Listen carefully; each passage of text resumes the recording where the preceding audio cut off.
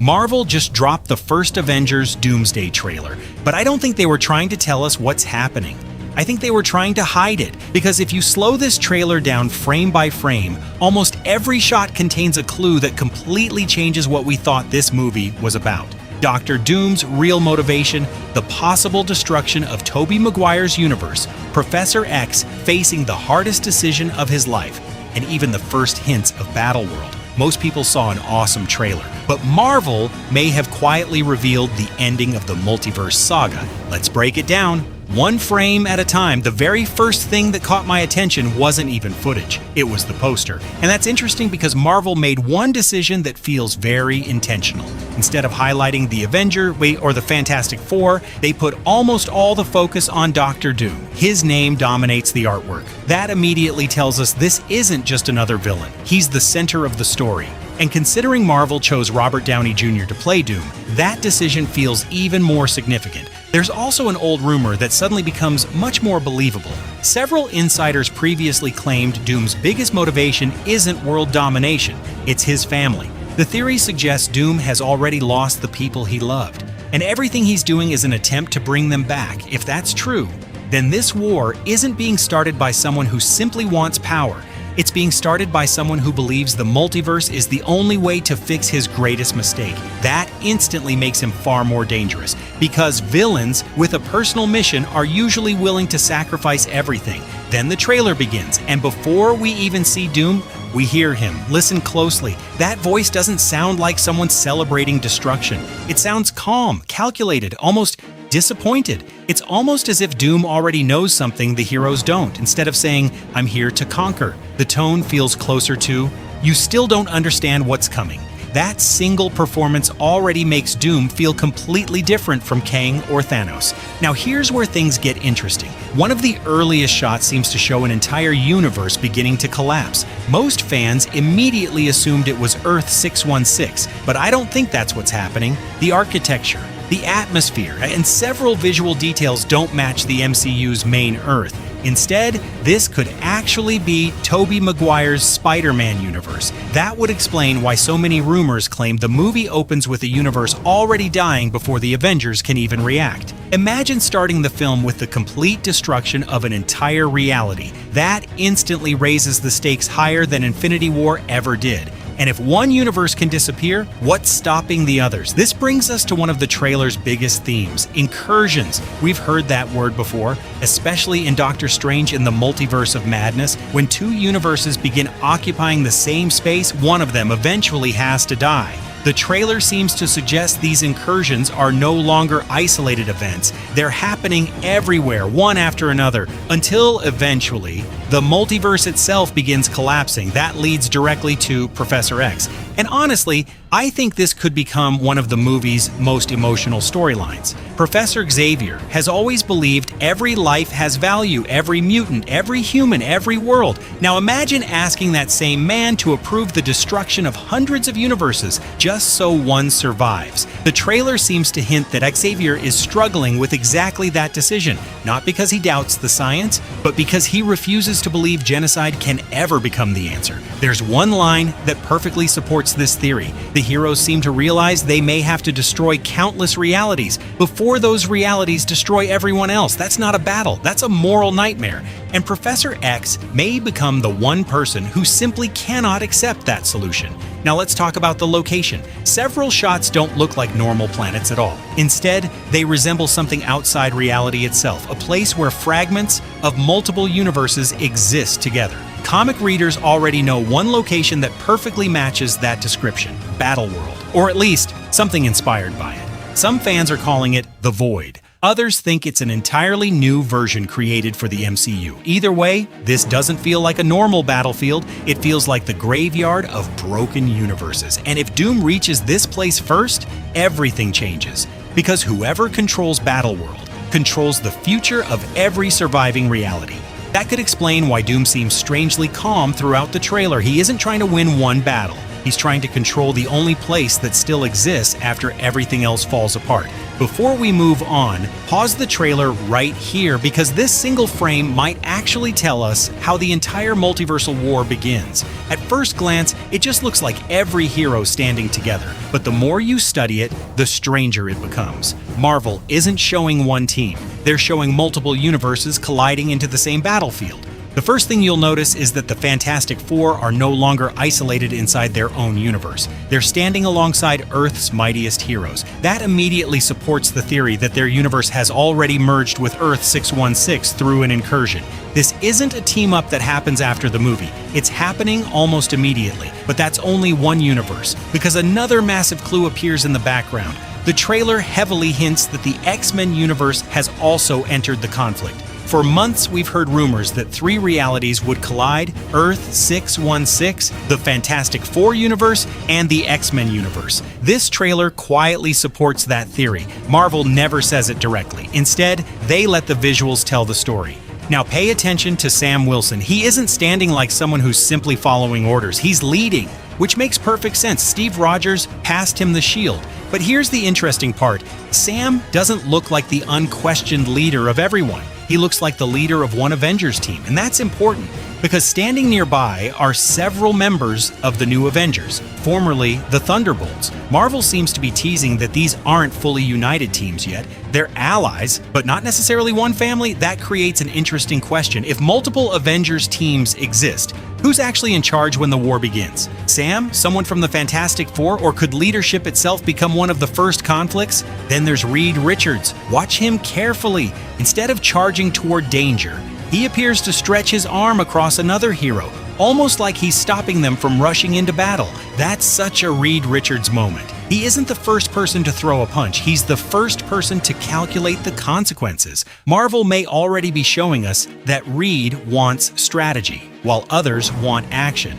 Now look toward Wakanda's side of the frame. Shuri is present, but what caught my attention wasn't just her. It's who appears to be standing near her, Namor. If that's really him, it completely changes their relationship after Wakanda Forever. They may not trust each other, but if the multiverse is collapsing, old enemies don't have the luxury of staying enemies. Sometimes survival creates the strongest alliances. There's another interesting possibility. Namor's armor and Shuri's upgraded suit seem more advanced than before. Some fans believe Wakandan technology and Talokan technology may have been combined. If that's true, this could be the strongest version of Black Panther we've ever seen. Now focus on the left side of the battlefield. Some eagle-eyed fans think they spotted Atuma standing alongside Namor. If that's actually him, then Talokan isn't sending just one king. They're bringing an army. And that suggests this isn't a small rescue mission. This is full-scale war. Another blink, and you'll miss it detail involves Joaquin Torres, the new Falcon.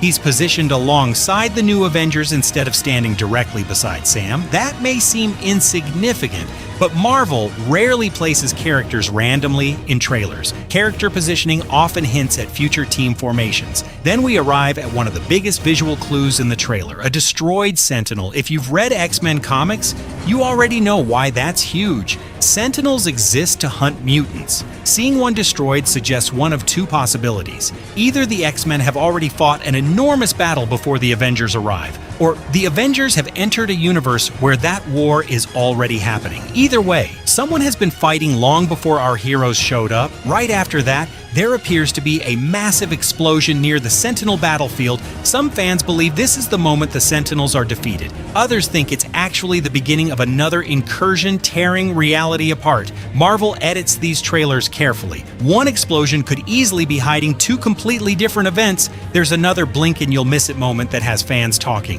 For just a second, it almost sounds like Cyclops is shouting orders during the battle. If that's true, then this may be our first real glimpse of the MCU's X-Men operating as an actual team, not just cameo appearances, a full battlefield command. Another quick shot appears to show Shang-Chi entering the conflict as well. That makes perfect sense. The 10 Rings have always felt connected to something much bigger than Earth. If the multiverse is collapsing, those mysterious rings may finally reveal their true purpose. Now let's talk about one of the strangest clues, the TVA. There's a very quick shot that resembles a TVA identification badge. It happens so fast that most viewers completely miss it.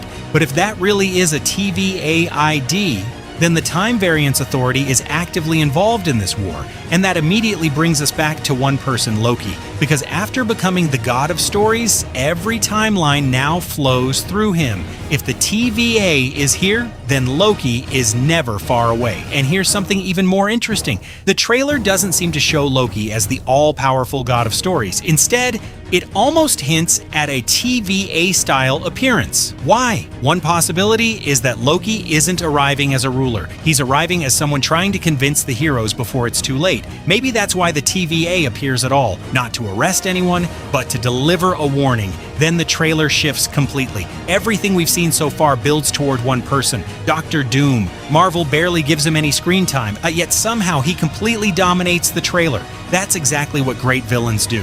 One detail almost everyone overlooked is Doom's mask. Marvel doesn't rush the reveal. Instead, they hold the camera on it just long enough for you to notice the eyes. They're not filled with rage. They're cold, focused, like someone who's already calculated every possible outcome before the fight even begins. That single close-up tells us Doom isn't reacting to the Avengers, he's expecting them. Then comes the shot everyone is talking about. Thor attacks, not with a casual lightning strike, but with everything he's got. Stormbreaker is fully charged, lightning fills the battlefield. This is Thor fighting exactly the way he fought against Hela, against Thanos, against every world-ending threat he's ever faced. He's not testing Doom, he's trying to stop him immediately. But then something unbelievable happens. Doom barely moves. No panic, no struggle, no desperation. He simply blocks the attack, as if Thor's greatest weapon isn't even worth worrying about. If that's exactly what's happening, Marvel just established Doom as one of the strongest beings we've ever seen in the MCU. And here's why that actually makes sense. Comic Doom has always been terrifying because he mastered both science and magic. Tony Stark-level intelligence combined with Doctor Strange-level mystical knowledge. That's a combination almost nobody can counter. He doesn't need to overpower every hero physically. He always has another solution waiting. Now look carefully at Doom's face during that scene. The trailer gives us another tiny close-up of his glowing eyes. There's no fear, no excitement, only complete confidence. Marvel wants us to understand something. Thor is giving everything he has, and Doom still believes he's in control. Another fascinating moment happens immediately afterward. Someone says, "We need a miracle." That line feels incredibly important because by this point, the Avengers already know they can't win through strength alone. Every plan has failed. Every universe is collapsing. They're no longer searching for another weapon, they're hoping for the impossible. Then we cut back to Scott Lang. He looks completely devastated, almost like someone preparing to lose everything. Some fans believe this scene happens right before Scott says goodbye to Cassie. If that's true, Marvel may already be warning us that Scott expects this mission to be one way. Right after that, we return to Reed Richards. Once again, he isn't attacking, he's trying to stop the chaos. It even looks like he's physically holding another hero back, almost saying, if we rush this, we lose. That's classic Reed Richards. The smartest man in the room doesn't think faster, he thinks further. There's another blink and you'll miss it detail. Johnny Storm appears to take a massive hit during the battle. Some fans think he's actually being rescued moments later. And if the rumors about Franklin Richards are true, this could be our very first hint of Franklin using his incredible powers to save his own family. That would instantly establish Franklin as one of the most important characters in the Multiverse Saga. Meanwhile, the tension between Namor and Shuri still feels unresolved. They're fighting on the same side. But Marvel intentionally avoids showing them completely trusting one another. That's exactly what makes the alliance believable. Sometimes surviving together doesn't erase the past. Then we hear another powerful scream. Many fans believe this is Cyclops leading the X-Men into battle. If true, this isn't just another cameo. This is the X-Men finally fighting as one united team inside the MCU. Then the trailer suddenly slows down. A mysterious ship appears. Everyone looks toward the sky. Nobody attacks. Nobody speaks. It's almost as if every hero already knows who's arriving. This is where the biggest theory begins. Many believe the person stepping out of that ship is Steve Rogers. Not an old man, not a variant. The Captain America everyone remembers. If that actually happens, it explains Thor's reaction perfectly. Remember, the last time Thor truly fought beside Steve Rogers, Steve was wielding Mjolnir against Thanos. For Thor, Steve isn't just another Avenger, he's one of the greatest warriors he has ever known. Seeing him return during humanity's darkest hour would completely change the battlefield. Some fans even noticed what looks like another subtle callback to Mjolnir. Marvel never shows it clearly, but the framing almost feels intentional, reminding us of the moment Steve proved himself worthy. Then another clue appears. The trailer briefly flashes what looks like a TVA identification badge. Some fans believe it actually belongs to Loki. If that's true, then Loki may not arrive as the god of stories. Instead, he could appear in a TVA-related form to convince the heroes before reality completely collapses. That would explain why the TVA keeps appearing throughout the trailer. And finally, everything comes together. The Avengers, the Fantastic Four, the X-Men, the New Avengers, Wakanda, Talokan, almost every surviving hero appears to unite for one final battle. Not because they trust each other, but because they have no other choice. But even then, Thor still can't defeat Doom. That's probably the biggest statement this trailer makes. If the God of Thunder can't stop him, who can? Maybe Reed Richards, maybe Loki, maybe Franklin Richards, or maybe nobody. Marvel ends the trailer exactly the way they wanted, not by showing us the final battle, but by making one thing absolutely clear: Doctor Doom isn't replacing Thanos. He's becoming something even bigger, a villain capable of deciding which universes deserve to exist and which ones disappear forever. And judging by everything hidden inside this trailer, Marvel has already revealed far more than most fans realize. So here's my question. Which hidden clue do you think changes the entire trailer the most? Is Doom really trying to save the multiverse? Or is he simply creating a new one where he's the only ruler? Let me know your best theory in the comments, because I have a feeling Marvel is still hiding its biggest secret.